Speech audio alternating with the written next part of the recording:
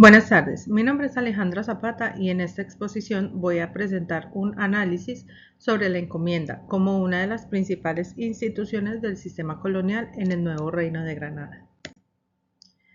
Este sistema no solo organizó la economía durante el periodo colonial, sino que también estructuró profundas relaciones de poder, dominación y desigualdad que aún tienen efectos en la sociedad actual.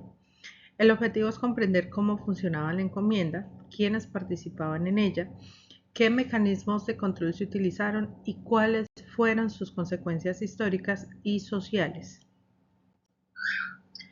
Durante el contexto histórico, la encomienda surge en el siglo XVI aproximadamente, después de que la llegada de los españoles a América, la consolidación de la conquista del territorio que hoy conocemos como Colombia. El nuevo Reino de Granada, este sistema fue clave para organizar el dominio colonial. Como explica Germán Colmenares, la encomienda fue una parte de un proceso de estructuración económica social basado en la explotación de la población indígena y en la reorganización del territorio bajo el control español. Y también hay que tener en cuenta la mano esclava que trajeron desde África. En este contexto estuvo marcado por la caída de las estructuras indígenas, las enfermedades traídas por los europeos y la necesidad de la corona de consolidar el poder en cada uno de los nuevos territorios.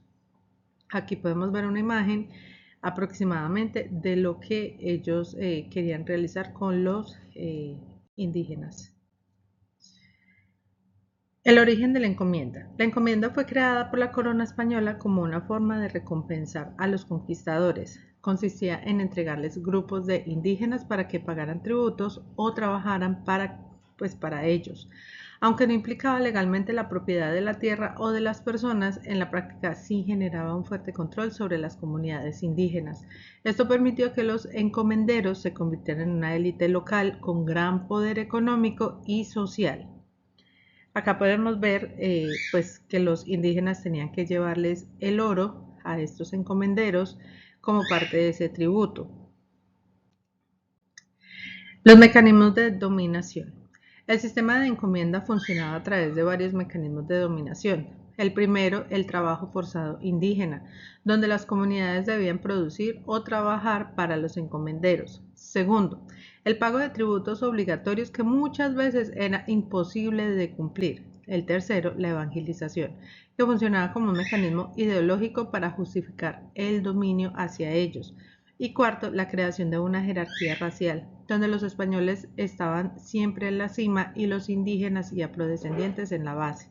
Según Jaramillo, estas prácticas consolidaron una sociedad profunda desigual.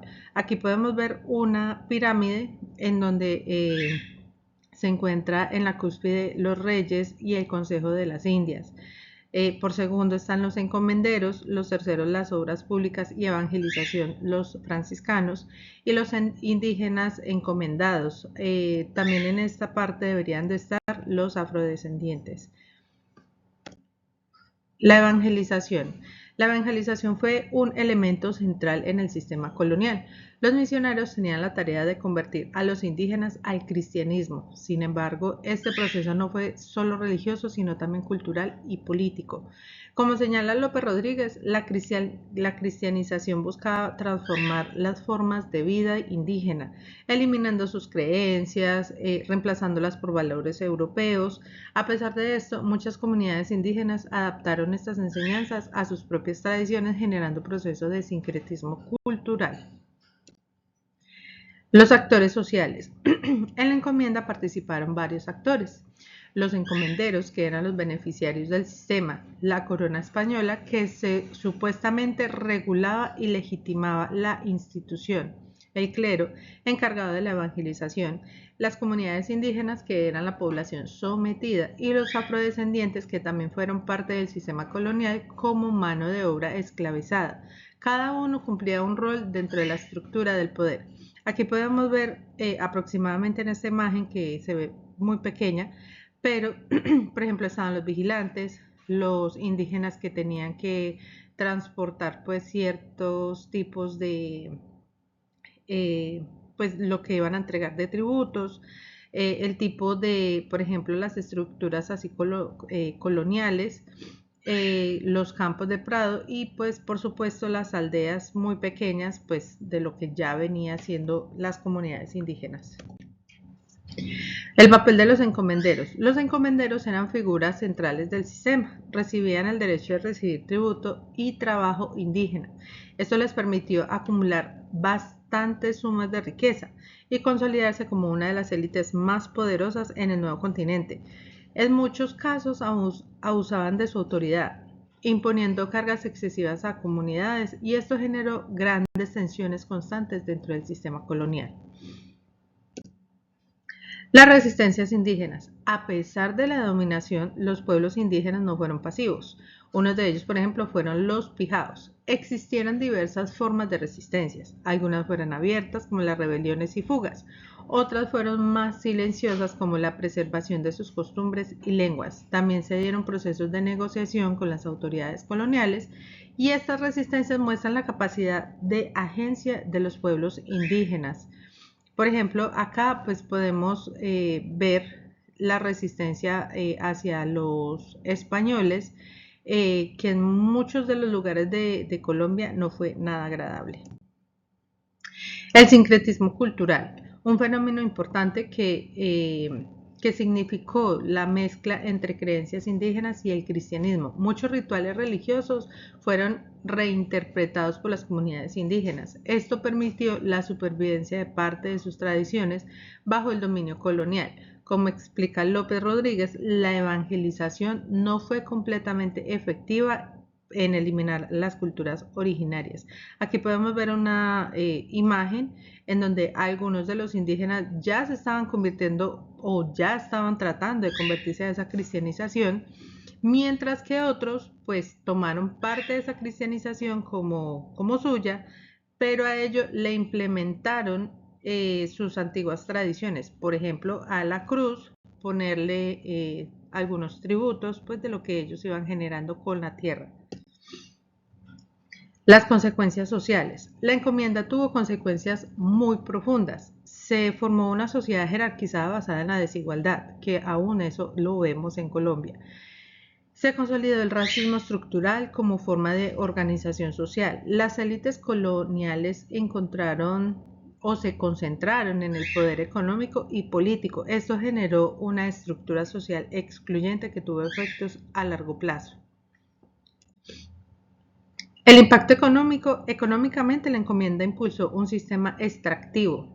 La riqueza se basaba en el trabajo indígena, se consolidó la acumulación de tierras y recursos en pocas manos y esto creó que la economía dependiente y desigual. Según Colmenares, este modelo fue la base del sistema colonial en el nuevo reino de Granada.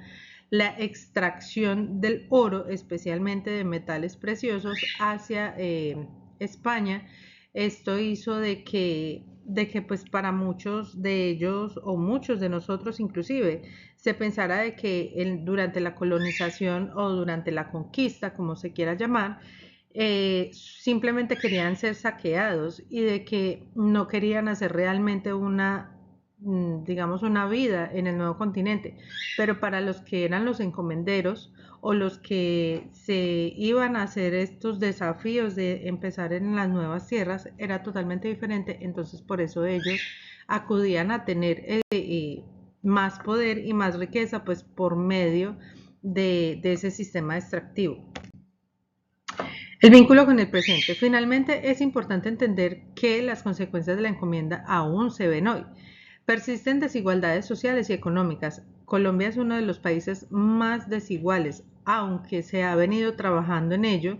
Se sigue sintiendo demasiado los extractos sociales, por ejemplo, cómo se limitan en los barrios, en sus comunidades, en las comunas.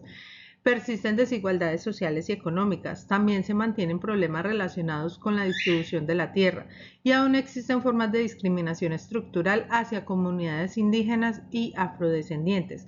Por eso, estudiar la encomienda no solo es importante para entender el pasado, sino que también para comprender la realidad actual de nuestro país.